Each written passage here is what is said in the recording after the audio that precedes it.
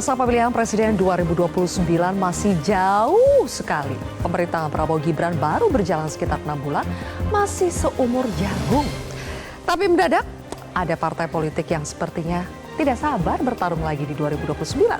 Ketua Umum PAN Zulkifli Hasan sejak 2025 sudah menyatakan siap kembali mencalonkan Prabowo Subianto di Pilpres 2029. Masih ada partai lain yang sebenarnya juga terang-terangan mengutarakan isi hati yang sama, tapi ada juga loh parpol yang masih malu-malu bicara dengan alasan Pilpres masih kejauhan. Ya, entah jujur atau tidak, tapi politik pastinya tidak jauh-jauh dari adu strategi untuk merebut kekuasaan. Apalagi revisi Undang-Undang Pemilu segera digodok DPR sehingga taktik dan strategi harus disusun serapi dan sedini mungkin. Jadi, kalau parpol sudah bicara tentang Pilpres 2029 pada hari ini, apakah ini sebatas cek ombak saja atau strategi untuk meraih kekuasaan yang lebih besar di 2029? Inilah kontroversi selengkapnya Mendadak Pilpres bersama saya, Zilvia Rizka.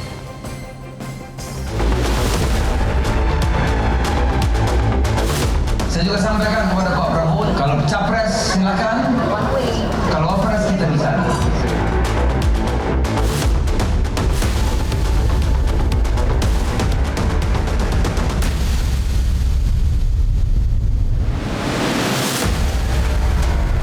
Kalau kita sih pemerintah baru 6 bulan kok udah ngomongin 2029. Kan masih lama, nah tergesa-gesa. Tapi tergesa-gesa. Yang belakang itu. Baru jadi menteri 6 bulan.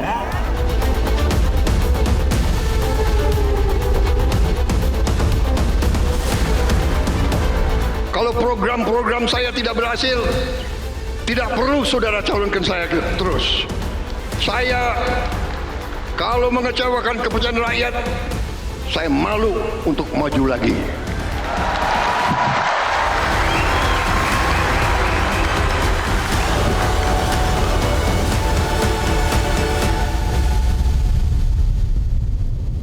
Mendadak Pilpres, untuk membahasnya sudah hadir 5 orang narasumber di studio Metro TV. Yang pertama adalah Wakil Ketua Umum DPP Partai Golkar, Ahmad Doli Kurnia. Bang Doli, selamat malam. Selamat malam. Berikutnya ada Bapak Wamen Transmigrasi, tapi kali ini kami undang sebagai Wakil Ketua Umum DPP PAN, Mas Viva Yoga Mauladi. Mas Viva, apa kabar? Ya, selamat malam Mbak Sylvia. Malam, kabar baik ya Mas Viva ya? Baik, alhamdulillah. Kemudian juga ada juru bicara DPP Partai Demokrat, Herzaki Mahendra Putra. Bang Zaki, selamat malam. Ya, selamat malam Mbak. Kemudian di sebelah kiri saya ada juru bicara DPP PDI Perjuangan, ada Mas Aryo Seno Bagaskoro. Mas Seno, selamat malam. Malam Mbak Sylvia. Dan juga ada Direktur Eksekutif Carta Politika, Mas Yunarto Wijaya. Mas Tato, selamat malam. Malam Sylvia. Terima kasih semuanya sudah hadir di kontroversi malam hari ini. Pertama-tama saya ucapkan selamat kepada Mas Viva atas terbentuknya struktur kepengurusan baru. Oh iya. Ya. PAN. Terima kasih. Terima kasih ya. Tapi sayangnya nanti Mas Viva, soal pengurus baru PAN ini agak tertutup beritanya karena Ketum PAN Pak Zulhas langsung bicara soal Pilpres 2029. Langsung bilang bahwa siap untuk menyatakan dukungannya kepada Pak Prabowo sebagai presiden di 2029. Tapi pertanyaan saya, itu sebetulnya sudah by design memang akan menyatakan dukungannya atau itu spontannya Pak Zulhas saja? Tidak spontan, jadi antara PAN dengan Partai Gerindra itu kan soulmate. Sudah 15 tahun kita berkoalisi dan ada anggapan kenapa sih kok PAN cepat-cepat mencalonkan Pak Presiden Prabowo kembali, kok tidak tahan gitu. Kan begitu kan kata Mbak Sylvia tadi gitu kan. Jadi perspektifnya bukan itu. Perspektifnya adalah Kabinet Merah Putih ini sedang dalam proses untuk melakukan kerja-kerja keras ya, dengan susunan kabinet yang besar dan kuat. Kita akan fokus dalam proses untuk pembangunan nasional gitu.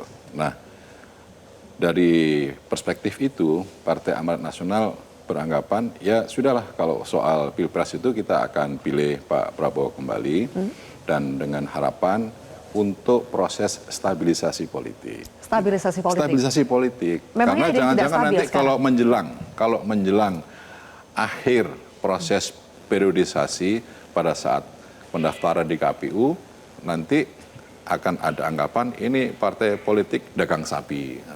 Kalau sekarang beranggapan kok jauh-jauh hari pagi-pagi sudah mencalonkan. Jadi memang perspektif publik kayak begitu menurut saya biasa saja dalam proses berdemokrasi. Oke, tapi memang by design ya, memang ingin diutarakan pada saat itu juga menyatakan dukungan kepada Pak Prabowo. Beranggapan ya kita akan kembali untuk bersama dengan Pak Prabowo dengan Gerindranya. Udah kalau soal cawapres itu nanti saja. Nah, tapi dengan kondisi seperti itu maka dengan kondisi seperti itu maka kita akan fokus, kabinet akan fokus, koalisi Indonesia Maju akan fokus untuk proses pembangunan nasional. Oke, jadi menurut PAN lebih baik menyatakan dukungannya kepada Pak Prabowo untuk Pilpres 2029 itu lebih baik ya, demi stabilitas politik? Menurut kami dari Partai Amanat Nasional dalam rangka stabilisasi politik, dan yang kedua biar partai politik yang ada di koalisi ini fokus bekerja untuk kemajuan bangsa dan negara. Malahan biar tambah fokus lagi bekerja? Tambah fokus. Bukannya malah fokus udah sibuk menerawang siapa saja ini nanti capres-cawapres ya? Kan capres sudah. Kalau soal cawapres itu kan last minute. Lagi-lagi Anda ingat proses cawapres itu kadang-kadang di luar nilai elektoral gitu loh. Nanti ditahan dulu, Ya kan, Mas Viva. gitu ya. Kita akan bahas soal proyeksi cawapres nanti. Kenapa capresnya udah firm tapi cawapresnya belum. Pindah dulu ke Mas Heno. Mas Heno, kalau PAN mengatakan ini bukan tergesa-gesa tapi lebih cepat justru akan membuat kabinet merah putih yang isinya adalah dominan Kim Plus itu lebih fokus bekerja dan ini lebih stabilisasi politik. Oke, terima kasih Mbak Sylvia. Jadi yang pasti kami di PDI Perjuangan, kami tentu menghormati sikap politik, keputusan politik, partai politik manapun yang lain selain kami. Apapun itu adalah otonomi dari kawan-kawan partai politik lain, termasuk otonomi dari PAN, Pak Viva Yoga dan kawan-kawan, untuk memutuskan sikap politik tertentu berkaitan dengan masa depan keputusan partai. Itu tentu saja sudah final, kami merasa itu adalah hak konstitusional. Tapi terburu-buru gak sih? Tetapi kalau kami, boleh dong kami juga punya pandangan dan sikap politik sendiri. Kami merasa bahwa memang di waktu 6 bulan ini belum cukup waktu untuk memberikan penilaian yang cukup objektif terkait dengan bagaimana pemerintahan ini bisa bekerja untuk rakyat. Kami merasa bahwa biarkan dulu pemerintah bekerja dengan baik, biarkan Pak Prabowo membuktikan dan menunaikan janji-janji kampanyenya, sebelum nanti akan rakyat menilai apakah kemarin pada saat Pilpres 2024 seluruh janji politik kampanye Pak Prabowo bisa dilaksanakan dan dirasakan manfaatnya oleh rakyat dengan merata. Bagaimana misalnya pendapat rakyat tentang perkembangan politik yang dilakukan oleh Pak Prabowo dan kabinetnya itu masih butuh waktu sangat panjang dan 6 bulan buat kami tidak cukup. Jadi maksudnya harus ada waktu lebih panjang untuk membuktikan diri. Untuk menilai di PDI Perjuangan pada saat kami memajukan calon, apapun tahapannya, apalagi Pilpres yang buat kami sangat strategis karena menyangkut nasib 270 juta jiwa orang. Tentu pertimbangannya tidak satu pertimbangan, tidak hanya soal faktor politik, tetapi ada multi pertimbangan di situ. Bukan hanya how to win the election, tapi juga how to govern after winning. Itu juga penting. Dan dalam proses tahapan itu, maka diperlukan suatu penilaian-penilaian analisis yang mendetail gitu. Dan kami percaya pada proses kaderisasi. Kami partai kader dan tentu saja kami ingin memberikan kesempatan bagi siapapun anak bangsa untuk membuktikan diri sebelum nanti waktunya untuk bertanding lagi. Saat ini fokusnya adalah bekerja untuk rakyat. Oke, berarti 6 bulan belum cukup lah ya belum untuk cukup menilai buat kami, belum cukup. Pindah dulu ke Bang Doli. Bang Doli kayaknya ketua umum Anda, Bang Bahlil ya, lebih cepat lagi tanggal 15 Februari 2025 itu sudah menyatakan akan mendukung Prabowo hingga 2029 bila perlu lanjut lagi. Bila perlu lanjut lagi. Jadi sebenarnya sudah pasti belum mendukung Pak Prabowo di Pilpres 2029. Ya, pertama saya kira masing-masing partai politik tentu sudah mempersiapkan diri karena salah satu ukuran keberhasilan itu kan pemilu. Jadi kapan saja begitu selesai pemilu pasti sudah berpikir 2029 gitu. Strateginya bagaimana, menangkan pemilu seperti apa, pemilu pileg maupun pilpres dan seterusnya. Yang kedua, tentu kita juga harus menghormati kedaulatan masing-masing partai politik ya. Jadi tentu partai politik itu juga punya strategi masing-masing. Nah, apa yang disampaikan oleh Pak Zulkifli Hasan, PAN, itu adalah bagian dari strategi partai politik masing-masing, sikap partai politik yang juga kita harus hormati. Nah, posisi Golkar, kalau bicara tentang soal Pak Prabowo dengan Golkar, kita mendukung dan mengusung Pak Prabowo itu diskusinya panjang ya kita diskusi tentang apa visi, apa yang harus kita lakukan 5 tahun ke depan, programnya apa gitu. Jadi kita waktu itu ikut terlibat diskusi ya, sampai pada saat pada kemudian Dian kita memutuskan, oke, kita visinya sama, programnya bagus, kita dukung Pak Prabowo untuk mensukseskan program itu. Nah, sekarang fokus kita adalah bagaimana mensukseskan ya program-program turunan visi yang disampaikan selama ini yang sudah kita sepakati di koalisi bersama Golkar untuk bisa sukses. Nah, kalau kemudian nanti ternyata Pak Prabowo kita semua menilai apa yang sudah kita cita-citakan dalam rumasan visi program itu waktunya nggak cukup 5 tahun ya, dan Pak Prabowo mengatakan masih perlu waktu lagi untuk ini, ya berdasarkan kita mengawali kita harus sampai kepada cita-cita itu harus selesai, ya kita dukung Pak Prabowo lagi. Oke. Artinya pertanyaan saya tadi jawabannya adalah sudah pasti atau belum? Sudah pasti. Sudah pasti. Sudah pasti. Nah, tinggalkan gini, ini kan ada sikap yang sudah sikap keputusan yang harus disampaikan dalam secara resmi. Ada yang memang belum. Kami menganggap untuk bicara pilpresnya secara khusus sekarang ini momentumnya belum tepat. Tapi kalau ditanya sikap dan keputusan, kalau Pak Prabowo masih bersedia dan memang memerlukan satu periode untuk jadi calon presiden, kita dukung Pak Prabowo. Nah, jadi dan biasanya memang untuk menyelesaikan visi yang besar itu butuh waktu yang panjang dan kemungkinan bisa 2 periode. Iya, karena fasilitas kan ada. Kalau fasilitas ada, kemudian secara konstitusional memungkinkan, ya kan tidak ada masalah.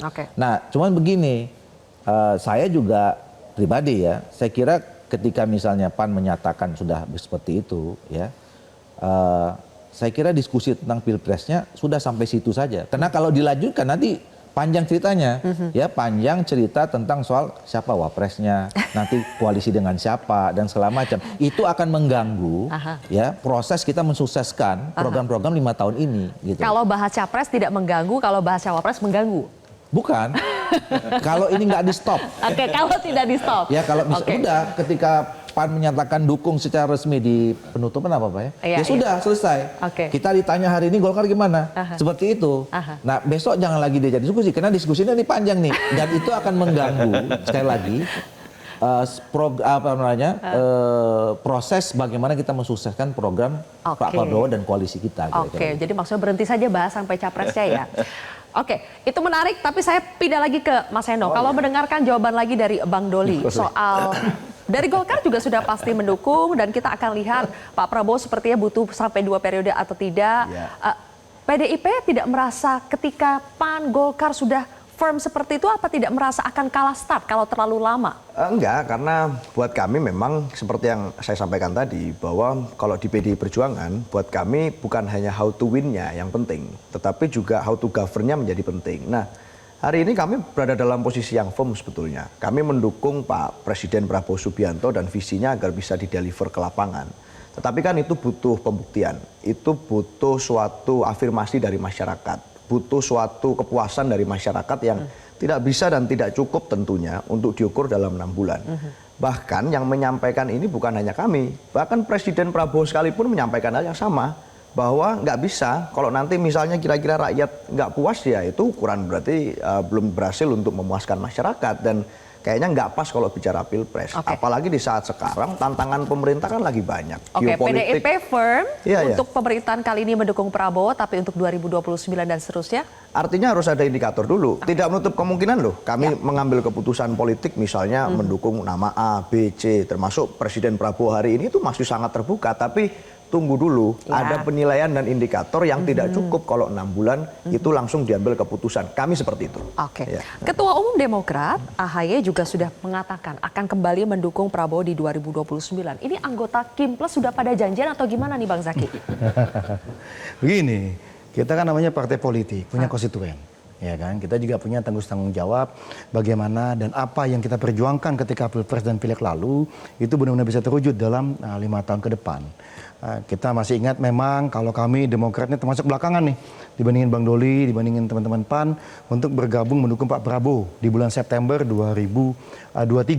Tapi itu bagi kami suatu berkah yang luar biasa. Mengapa? Diterima dengan sangat baik dan bukan kayak anak baru gitu. Tapi udah kayak sahabat lama, udah kayak saudara lama gitu. Sambutannya luar biasa, duduk barengnya udah sama. Jadi nggak ada meja, istilahnya itu meja anak lama, meja anak baru duduk di pojokan nggak diajak, enggak.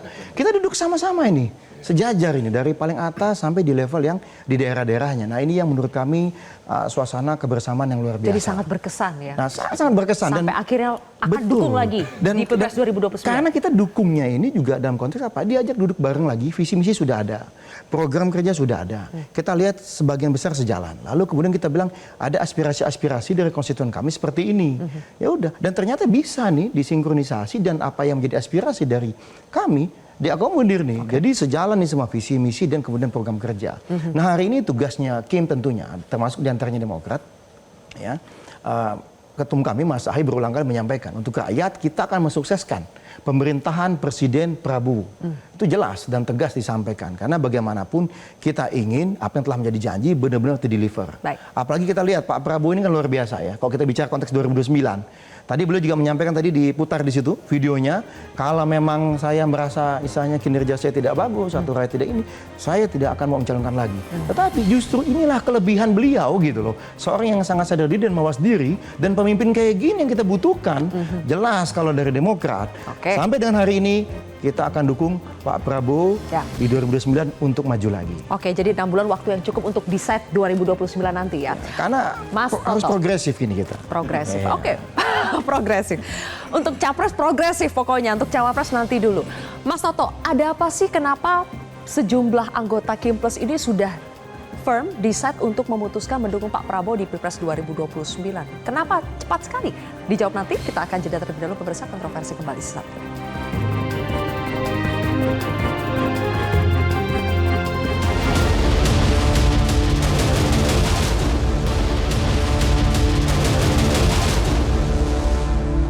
Apalagi buat maju capres. Nantilah itu ya. Kita kerja dulu untuk rakyat. Kan masih lama, tergesa-gesa. Tergesa-gesa. Yang belakang itu.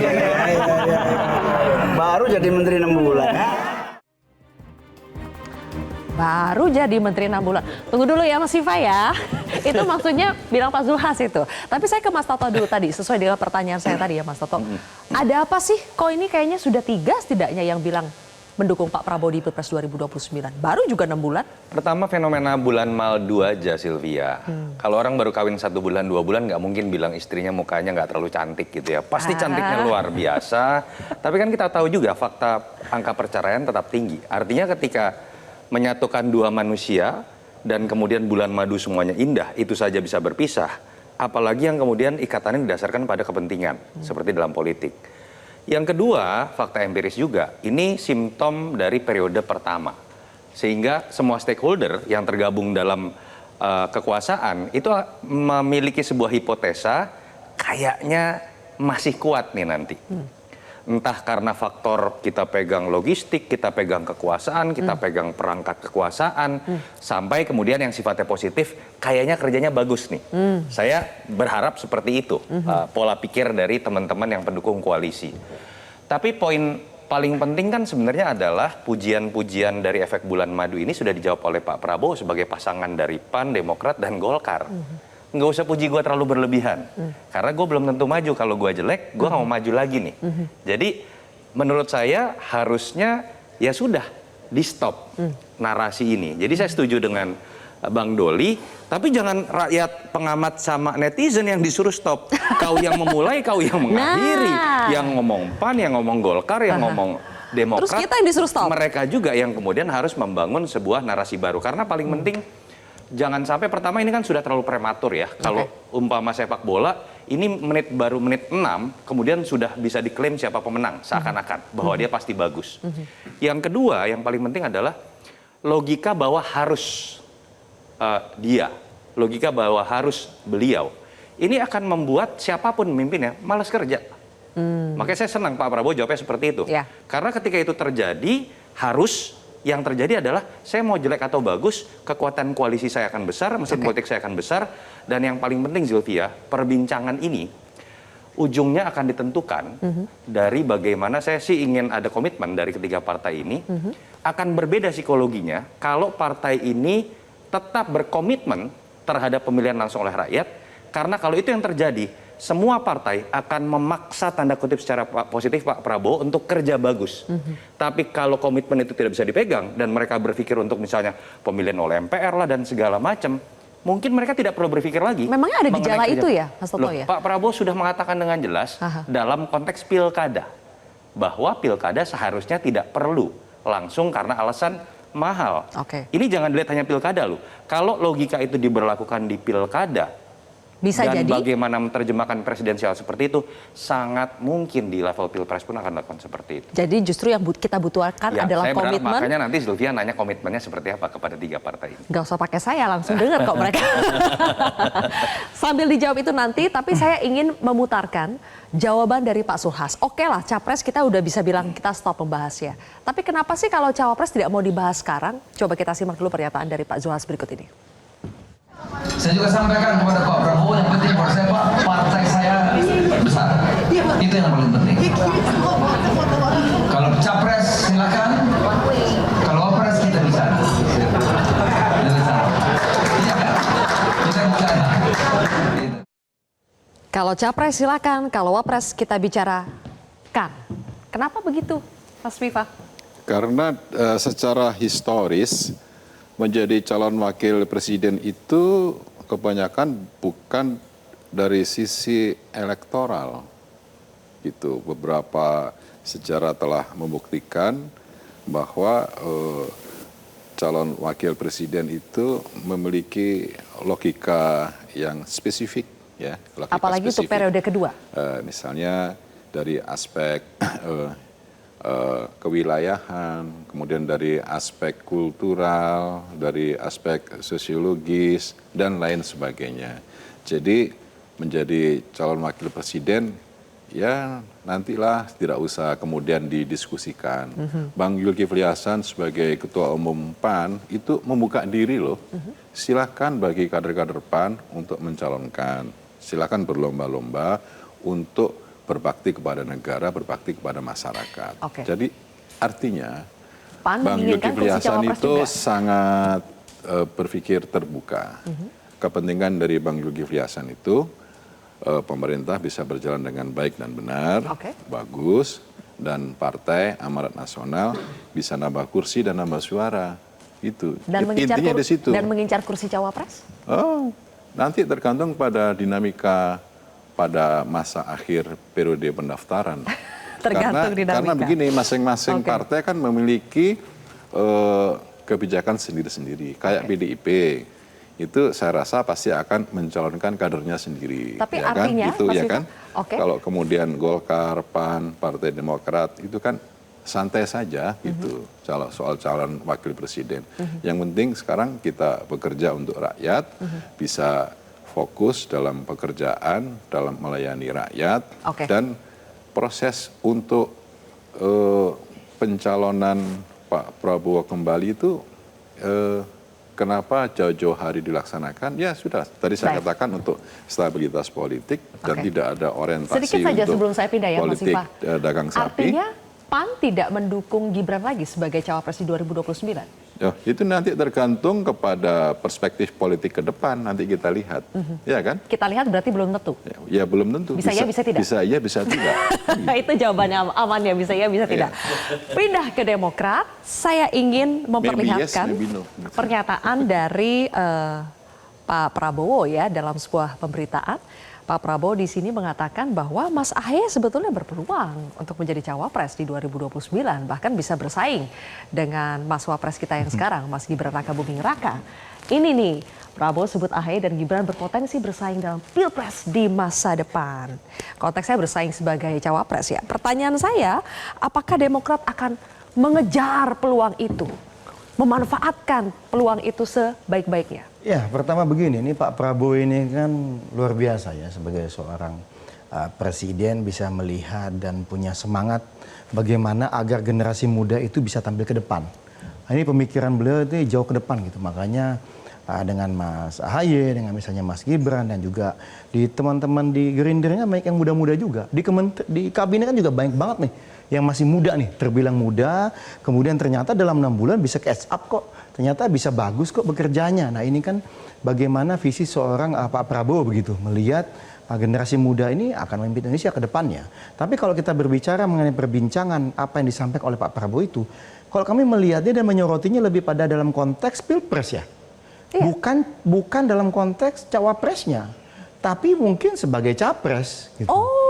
Iya, kami melihatnya sebagai capres, dan bagi kami capresnya itu ya setelah Pak Prabowo. Pak Prabowo ini kan misal 2029 kalau beliau mau lanjut kita dukung. Iya kan? Setelahnya di 2000 kan akan selesai. Oke, kan dua periode konstitusi ya. 2034 bagi kami Bang Vivat bisa aja maju jadi calon presiden, Bang Doli bisa maju jadi calon presiden. Jadi Demokrat lebih maju lagi nih, berpikiran ke 2034. Bukan, kita jadi melihat Mas Ahaye capres di 2034. Kami melihat konteksnya Pak Prabowo seperti itu gitu. Tetapi hari ini yang kami bicarakan, diskusikan, tidak pernah bicara nanti nyapres ya. Tidak ada. Oh jadi cawapres ya? Nggak ada. Mas Ahaye dalam setiap kesempatan resmi, tertutup, terbuka, dimanapun selalu menyampaikan kepada para kader, termasuk kami-kami yang hampir setiap hari bersama beliau, kita fokus untuk rakyat, kita sukseskan perjuangan pemerintahan Presiden Prabowo itu satu. Untuk di 2029 peluang Mas Ahaye menjadi cawapres? Kami tidak membahas itu karena poin kedua yang Mas Ahaye tekankan, kita ingin masuk minimal partai 5 besar di Pileg. Karena harga diri partai itu kan tentu di Pileg gitu. Bukan hanya di Pilpres. Menang Pilpres perlu, tapi kan kami juga ingin suara kami yang hari ini nomor 8 di DPR RI, ya bolehlah nanti beda-beda tipis gitu ya. Kita sama-sama 60, 70, itu yang kita PAN targetnya 4 besar, Demokrat targetnya 5 besar. Iya. Dan sama-sama belum membahas cawapres. Iya, karena ini penting. Kenapa? Karena makin banyak kursi kami di DPR RI, akan makin banyak masyarakat yang juga bisa kami layani gitu dan perjuangkan aspirasinya. Selain di eksekutif, di legislatifnya juga besar, kan makin baik ini mendukung Pak Prabowo tentunya di 2029. Apakah Bang Doli kompak juga nih dengan Mas Viva dengan Bang Zaky kalau soal cawapres sudah ada kandidat juga atau belum ngomong juga? Jadi begini, ketika Golkar ya juga sudah mengambil keputusan dan sikap mendukung Pak Prabowo lagi jadi calon presiden, apabila Pak Prabowo bersedia itu memberikan konsekuensi positif. Artinya apa? Bahwa kita semua yang sekarang sedang berada dalam koalisi pemerintahnya Pak Prabowo dan Pak Gibran itu harus bekerja sungguh-sungguh mensukseskan 5 tahun pemerintahan ini. Itu saya kira konsekuensi yang harus kita kerjakan. Karena begitu nanti kita gagal, ya tentu itu akan mengganggu proses keputusan kita mencalonkan kembali Pak Prabowo. Sama dengan yang Pak Prabowo katakan. Pokoknya bantu saya, kalau saya nggak sukses, ya saya nggak akan maju lagi. Kan tadi seperti itu ya. Nah makanya kita harus sukses ketika kita mengatakan Pak Prabowo harus kita dukung lagi. Nah oleh karena itu. Urusan cawapresnya gimana? Makanya tadi saya katakan, kenapa saya mengusulkan diskursus tentang pilpresnya ya.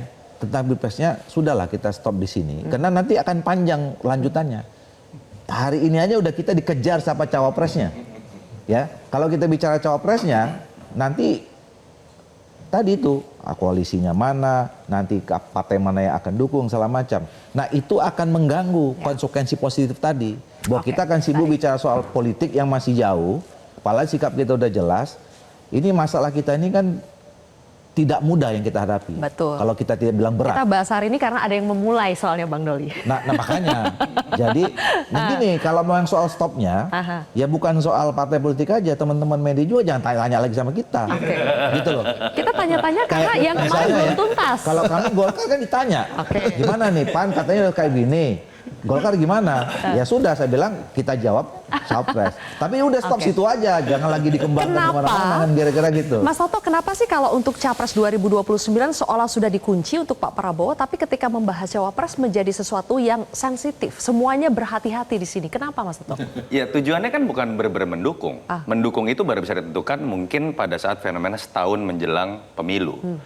Kalau sekarang saya bilang efek bulan madu, berlebihan, memuji dan menunjukkan bahwa saya setia. Kira-kira. Kenapa sih harus menunjukkan setia? Lah, menunjukkan setianya adalah kepada orang yang dianggap memang sepenuhnya bos. Sudah memberikan pekerjaan bernama menteri, BUMN, dan lain-lain. Wapres nggak bisa memberikan itu.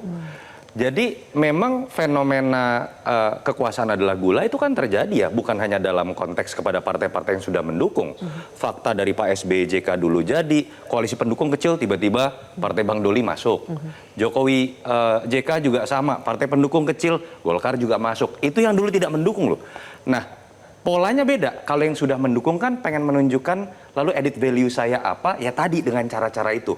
Sebelum yang lain mengusung, saya mengusung duluan. Padahal baru 5 bulan kerja. Dan itu hanya ditujukan kepada capres. Kenapa tidak kepada cawapres tadi? Mereka cawapres ini nggak punya kekuasaan apapun. Tapi kan pertanyaannya adalah, apakah itu satu bentuk komitmen? Belum bisa diuji. Ini baru beberapa bulan.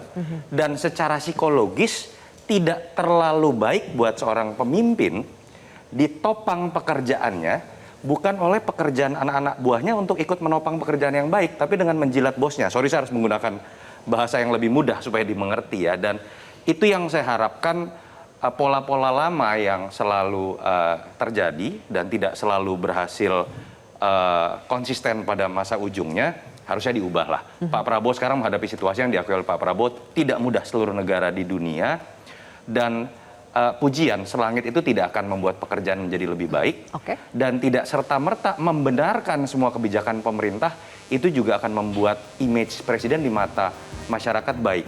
Yang memang sudah kalah, mau itu PKB, Nasdem, PDI, menurut saya ambil peran lebih keras menjadi pengawas, sehingga kemudian itu akan menjadi faktor penopang baiknya kinerja pemerintah juga. Oke. Pilpres sudah mulai panas, padahal baru 6 bulan pemerintahan ini berjalan. Kemudian kita juga menanti sikap dari partai yang tidak dalam satu koalisi pemerintahan, yaitu PD Perjuangan sebenarnya. Apakah bisa menjadi pembeda kali ini? Apalagi kita tahu sekarang batas untuk mengajukan presiden atau presidential threshold itu sebetulnya sudah dihapuskan oleh MK. Dan apakah PD Perjuangan akan mengambil kesempatan itu sebaik-baiknya atau bagaimana? Sesaat lagi pemirsa.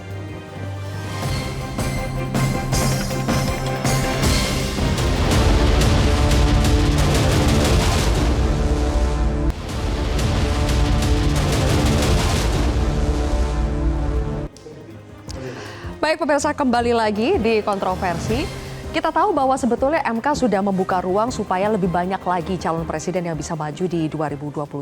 Tapi tampaknya kalau dari Kimples tidak akan banyak sebetulnya nama-nama baru yang muncul. Capresnya saja sudah ditentukan Pak Prabowo Subianto, setidaknya dari 3 partai ini ya.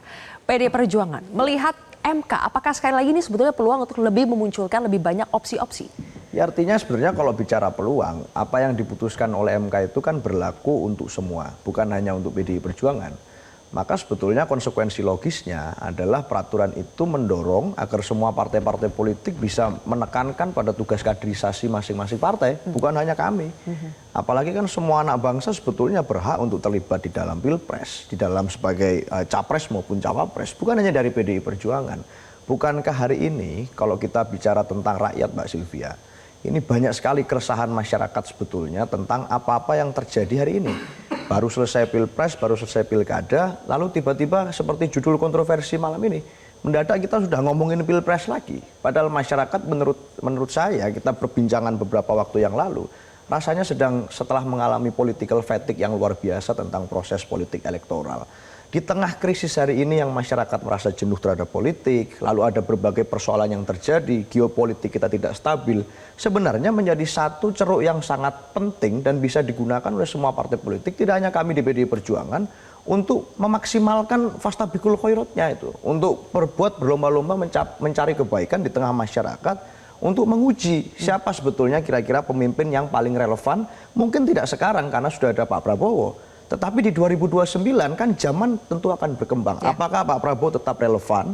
Apakah ada anak bangsa lain yang sebenarnya mungkin bisa mengisi? Nah, di PDI Perjuangan kami punya sekitar 250 kepala daerah yang kami menangkan, daerah yang kami menang gitu ya. Ada kerjasama politik di daerah. Lalu DPR ada banyak juga yang kemarin rakyat memberikan amanat, kami memenangkan Pileg di tahun kemarin.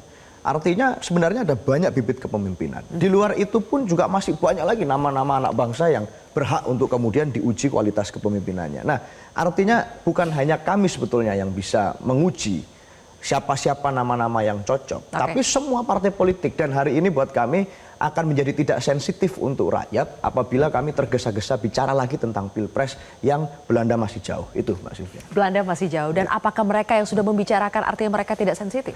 Ya kalau kami kami merasa dari awal kami menghormati sikap politik siapapun boleh. Itu kan bagian dari strategi masing-masing partai politik dan suatu hal yang saya rasa menjadi wajar kalau kemudian sudah menjadi bagian dari pemerintahan saat ini. Itu logika yang wajar. Kalau Pak Prabowo maju sebagai incumbent tentu bukan suatu hal yang baru, bukan suatu hal yang aneh. Itu suatu hal yang menjadi suatu logika kekuasaan politik yang wajar. Tapi kalau kami merasa ya akan menjadi lebih fair rasanya kalau kita memberikan kesempatan, bukan fair untuk yang lain juga, tapi juga fair untuk Pak Prabowo untuk bisa membuktikan apakah beliau memang akan bisa mampu melaksanakan seluruh janji politiknya. Itu baik. Ya. Isu Pilpres 2029, Bang Doli, muncul ketika kita juga mendengar bakal ada revisi Undang-Undang Pemilu. Jadi apakah isu ini memang sengaja dimunculkan sebagai entry point sebelum akhirnya revisi Undang-Undang Pemilu mulai digodok? Buat siapa? Buat Golkar? Sebenarnya nggak ada. Itu tadi saya kira ya, posisi penyampaian Golkar dengan teman-teman partai lain kan berbeda, ya, momentumnya juga berbeda. Kami kan pada saat itu, ya baik Pak Bahlil maupun saya kan ditanya merespon soal sikap partai politik lain terhadap Pilpres 2029 gitu. Nah, sementara untuk urusan Undang-Undang Pemilu sendiri itu juga sejak awal kita sudah bicarakan ya bagaimana supaya Undang-Undang Pemilu kita ini betul-betul membuat sistem pemilu yang menopang sistem politik kita secara lebih ideal, sistem demokrasi yang lebih baik, kira-kira gitu. Jadi sebenarnya tidak ada, cuman tadi memang kalau soal ini kan banyak akhirnya kita menyikapi soal putusan Mahkamah Konstitusi, ya. Soal putusan Mahkamah Konstitusi yang menghapus ambang batas pencalonan presiden itu kan tidak serta-merta harus ditindaklanjuti. Karena tafsirnya harus kita pertegas. Ya. Itu kan message-nya adalah nggak boleh calon tunggal, tapi nggak boleh juga calon terlalu banyak. Tapi dimulai dengan tidak adanya ambang batas presiden. Nah itu yang juga menjadi salah satu kenapa mengharuskan kita merevisi Undang-Undang Pemilu itu. Jadi sekian banyak sekali alasan ya yang memang sudah kita dapatkan untuk memang segera melakukan revisi Undang-Undang Pemilu di luar urusan bicara soal Pilpres. Ada kekhawatiran dari Mas Toto tadi, apakah ini bisa menyerempet sampai ke mengubah bagaimana rakyat akhirnya tetap bisa memilih langsung atau tidak? Apakah akan menyerempet sampai ke situ revisinya Undang-Undang Pemilu untuk Pilpres? Saya kira urusannya panjang ya, karena itu akan harus ada amandemen Undang-Undang 45. Walaupun saya demen nih kalau disebut saya termasuk orang yang saat ini harus kita lakukan amandemen Undang-Undang 45. Tapi bukan soal itu. Banyak hal soal ketatanegaraan kita yang memang harus kita kontemplasi, terus kemudian kita harus renungkan untuk kemudian bisa kita sempurnakan gitu. Tapi kalau soal bahwa kita sudah pernah menjalankan kita udah berikan nih kedaulatan rakyat itu sejauh ini yang memang sudah menjadi kebutuhan ya ini masyarakat. Jadi jangan lagi kita ambil itu ya. Jadi Golkar masih sepakat pemilihan langsung untuk Pilpres? Iya. Masih sepakat ya sampai sekarang? Kita negara demokrasi. Kita udah milih ya. Sejak 24-25 tahun yang lalu itu menjadi ikon kita untuk mengatakan bahwa negara ini menganut sistem politik yang demokrasi. Baik. Gitu. Jadi saya kira saya yakin Pak Prabowo juga akan sama pandangannya seperti itu. Untuk Pilpres ya.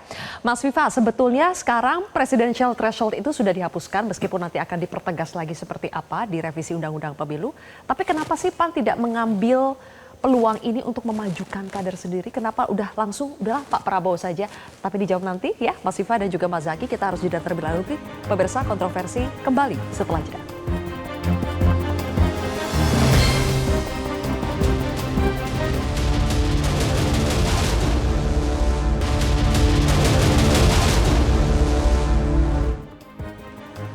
Presidential threshold sudah dihapus, tidak ada lagi aturan soal 20% kursi dan sebagainya. Kenapa PAN tidak mau memajukan kadernya sendiri, Mas Viva? Mbak Sylvia, kami itu bersyukur bahwa untuk politik sudah menggunakan ukuran-ukuran rasional berdasarkan kepada hasil survei. Jadi ukuran-ukuran yang bersifat kuantitatif ini akan menentukan kebijakan dari partai politik berdasarkan kepada riset elektoral.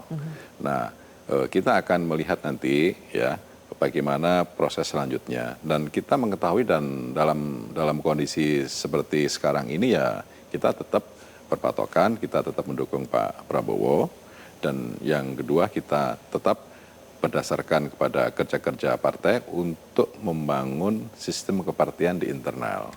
Prinsipnya bahwa proses kedaulatan rakyat berdasarkan kepada konstitusi, PAN tetap berkhidmat bahwa pelaksanaan pemilihan langsung, baik itu pilpres atau pilkada, itu akan menjadi bagian dari perjuangan Partai Amanat Nasional. Karena PAN, karena PAN, karena PAN itu lahir dari rahim reformasi.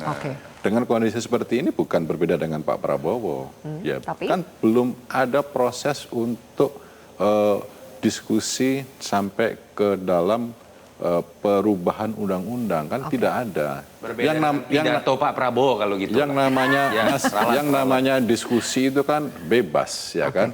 Kalau kemudian sekarang kita bicara capres, ya konteks masing-masing partai itu kan perspektifnya berbeda-beda. Mas Viva, ya jadi kan? secara rasional artinya realistisnya begitu. PAN tidak memajukan kadernya sendiri. Tidak seluruh partai politik yang lolos parliamentary threshold itu akan mencalonkan kadernya. Tidak semuanya? Tidak semuanya, meskipun parliamentary threshold itu 0%. Dalam perspektif itulah banyak hal, variabel yang menjadi pertimbangan untuk maju menjadi pasangan calon presiden dan calon wakil presiden. Nah, sekarang Bang Zaky, kalau bisa sekarang, kenapa harus menunggu 2034 untuk menyalonkan AHY menjadi capres? Ya, jelas ya, kalau hari ini Mas AHY, kalau diskusi dengan kami, fokusnya adalah bagaimana beliau bisa menjalankan tugas beliau sebagai Menko Infrastruktur dan Pembangunan Kewilayahan, bisa membantu Pak Prabowo mensukseskan tadi pembangunan infrastruktur dan pembangunan kewilayahan selama 5 tahun ini. Itu fokus kami. Lalu bagaimana kader-kader Demokrat yang juga ada di pemerintahan, termasuk yang bersama Bang Viva misalnya, di transmigrasi itu bisa menjalankan program-program yang memberikan manfaat sebesar-besarnya untuk rakyat. Itu yang menjadi fokus. Jadi saya masih belum tahu ada perbincangan lain. Hari ini itu yang terus kita bahas. Ada program ini, ada infrastruktur. Misalnya terakhir kemarin Pak Mas AHY ke Kertajati, yang sama ini katanya infrastruktur yang sudah dibangun dengan biaya besar, tapi tidak berfungsi dengan baik. Tapi apa yang kami lakukan? Bagaimana caranya uang rakyat yang sudah banyak ke situ kita coba optimalkan. Alhamdulillah sudah mulai ada terobosan-terobosan. Jadi bukan kita biarkan nih gitu ya, tetapi kita upayakan. Fokus bekerja untuk mendukung program-programnya Pak Prabowo. Nah, yang kedua tetapi memang di sisi yang lain kami menyambut baik ya dan sangat senang sekali ketika ya dalam konteks demokrasi ada presidensial threshold-nya dihapuskan. Ini yang penting dalam demokrasi, itu yang penting kesempatan dibuka untuk semua. Tetapi di sisi yang lain juga ya bahwa siapapun juga bebas untuk misalnya mengambil pilihan itu atau tidak. Inilah yang namanya demokrasi. Dan Demokrat untuk 2029 kalau Demokrat tidak mengambil jelas kesempatan itu. Kalau kami jelas sampai dengan hari ini kami akan mendukung Pak Prabowo untuk maju lagi. Tapi tadi kami senang sekali dan kami berharap kita semua, siapapun yang misalnya hari ini masih ingin maju di 2029, ya biarkan maju dan berproses sesuai dengan aturan undang-undang. Lebih karena apa sih Mas? Karena sudah mengukur ya peluangnya. Karena Pak Prabowo petahana, otomatis peluang untuk menangnya akan lebih besar di 2029. Kita melihatnya sebagai bentuk motivasi gitu. Kalau kita ingin dukung Pak Prabowo, kan tentunya harusnya 2029 Pak Prabowo itu kinerja 5 tahun bagus. Kalau Pak Prabowo kinerjanya harus bagus, kan berarti kami harus bagus juga. Sama 5 tahun ini mendukung beliau. Kira-kira begitu. Dan satu terakhir ini, karena takut nanti, Demokrat belum bicara. Demokrat jelas, Mas Toto, nggak usah dipertanyakan lah.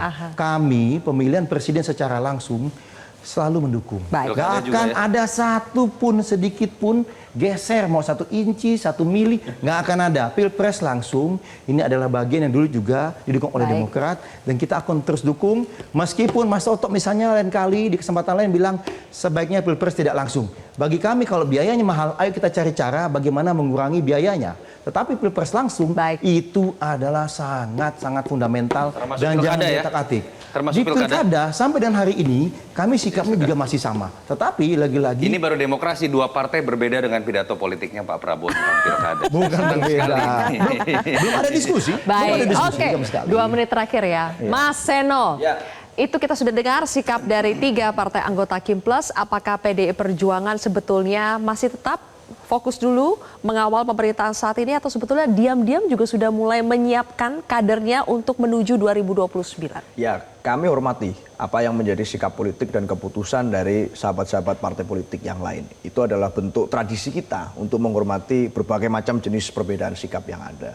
Tapi kalau kami menganggap bahwa kita memilih dan komit untuk menempuh jalur demokrasi. Demokrasi itu artinya kedaulatan rakyat. Rakyat yang memilih rakyat yang terlibat, rakyat yang menilai. Baik. Maka dalam proses itu yang dibutuhkan hanya satu, itu adalah urusan dialektika dan waktu. Dan 6 bulan itu bukan waktu yang cukup untuk menentukan apapun. Baik. Apapun juga belum cukup untuk ditentukan. PDI Perjuangan pun belum tentu ya Kami bisa hari menentukan ini tentu siapa. belum bisa menentukan siapa, terlalu dini, sangat dini, matahari baru saja ini mulai harusnya pemerintah mulai bekerja, bukan waktunya untuk kemudian mempertimbangkan bagaimana di 2029 nanti. Baik. Capres saja belum, apalagi cawapres, karena kepemimpinan buat kami harus duit tunggal, bukan hasil dari kawin paksa atau kawin yang lain-lain. Paksa. Oke.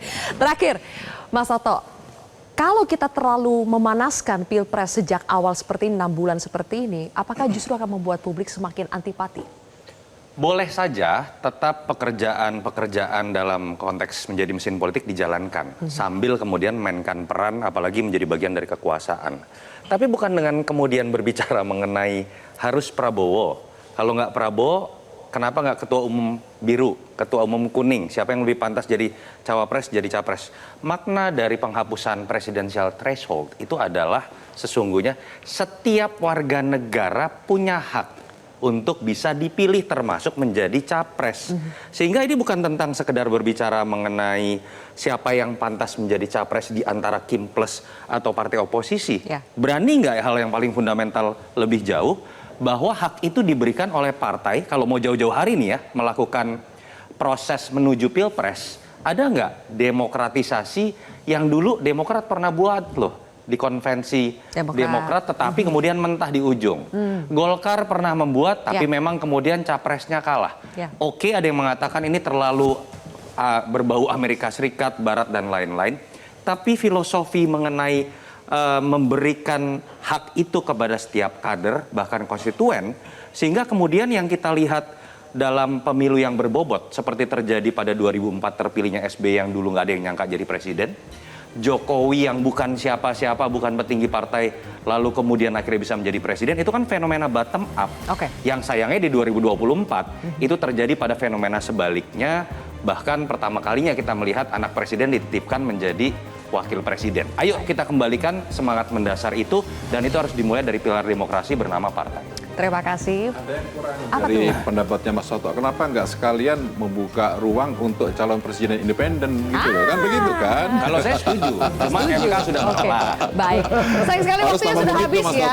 Ini kita harus bahas di episode selanjutnya. Terima kasih Bapak-Bapak sudah hadir di Kontroversi pada malam hari ini. Pemirsa, Pilpres masih terlalu jauh. Lebih baik manfaatkan energi yang ada untuk sebaik-baiknya bermanfaat buat rakyat. Kalau hasil kerja sudah nyata, kekuasaan akan diraih dengan mudah. Saya Zilvia Iskandar, pamit undur diri, sampai jumpa.